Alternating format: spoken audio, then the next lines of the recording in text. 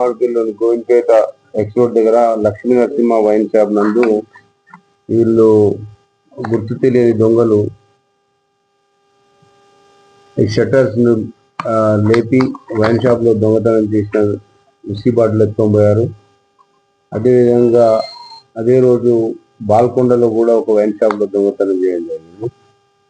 ఈ విషయంలో మన తిరుపతి ఎస్ఐ గారు గోవింద్, తర్వాత మహేష్, తిరుపతి సిఐ సత్యనారాయణ, ఇన్స్పెక్టర్ సత్యనారాయణ గారు ఇన్ఫర్మేషన్ కలెక్ట్ చేసి ఆ సమాచారం మేరకు పెర్కిట్ ఎక్స్పోర్ట్ లో వెహికల్ చెకింగ్ చేస్తుంటే చౌహాన్ రవి, షోయబ్ మరియు గణేష్ అనే ముగ్గురు వ్యక్తులు అనుమానాస్పదంగా ప్రత్యార్థులంగా వాళ్ళను పట్టుకొని విచారించగా ఇక్కడ గోవిందపేట చౌరస్తాలో లక్ష్మీ నరసింహ వైన్స్ లో మరియు బాల్కొండలో వైన్ షాప్ లో దొంగతనం చేసామని చెప్తున్నారు.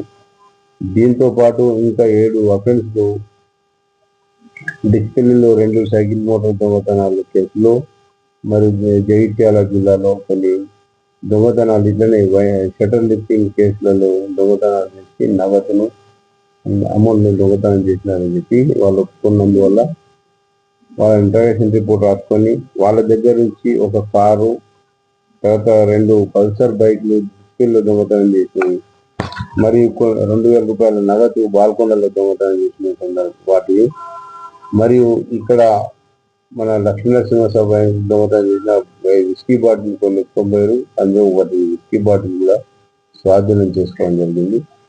వీళ్ళు చాలా రోజుల నుంచి దొంగతనాలు చేస్తూ వీళ్ళు కార్లో వచ్చి దొంగతనాలు షట్టర్ అందరు పడుకున్నాక షట్టర్ను లేపి అక్కడ ఉన్న అందులో ఉన్న నగదును మరియు విలువైన వస్తువులను దొంగతనం చేసే గ్యాంగు వీళ్ళందరిది ఆదిలాబాద్ జిల్లా అసలు వీళ్ళు రాత్రిపూట ఈ దొంగతనం చేయడానికి ఇక్కడికి వచ్చి దొంగతనం చేస్తా ఉన్నారు. నిజామాబాద్ జిల్లాలో గట్టి బందోబస్తు ఏర్పాటు చేసి ఇలాంటి దొంగతనాలు చేసే వాళ్ళందరినీ పట్టుకోవడానికి పోలీసులు చాలా కృషి చేస్తుంది. దీంట్లో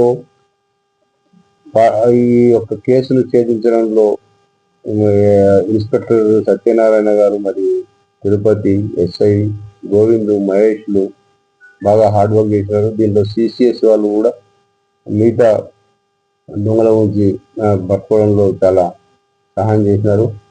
వీళ్ళందరికీ అభినందన చేసి తగిన పారితోషికం కూడా ఇవ్వడం జరుగుతా ఉంది.